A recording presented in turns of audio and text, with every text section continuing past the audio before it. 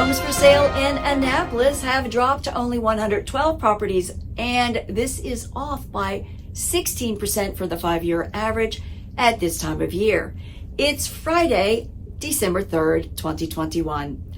I'm Kimberly Barton of Kinetic Realty, your local market expert with this week's Annapolis Real Estate Report. Interest rates are up a bit, though they did dip slightly last week with the announcement of the new COVID strain. Predictions remain strong that we may see a 4% rate soon.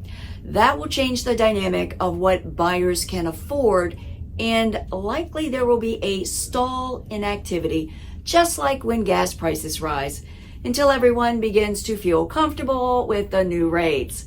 This will definitely impact sellers on the market who will need to respond accordingly as the market adjusts. Although the Thanksgiving holiday market activity was half, with fewer buyers out, those who were out were buying. Here's a look at the activity.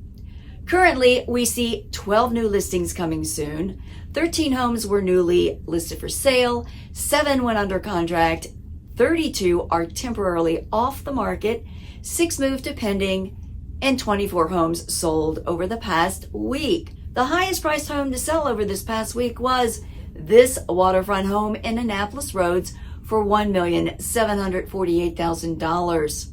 Downtown Annapolis is hosting the Chocolate Binge Festival with the First Sunday Arts Festival this Sunday from 12 noon to 5 p.m. Get more details at my events page, www.kbartonrealtor.com. That's your market snapshot for Annapolis, Friday, December 3rd, 2021. Thank you so much for tuning in. Have a beautiful weekend. Take care.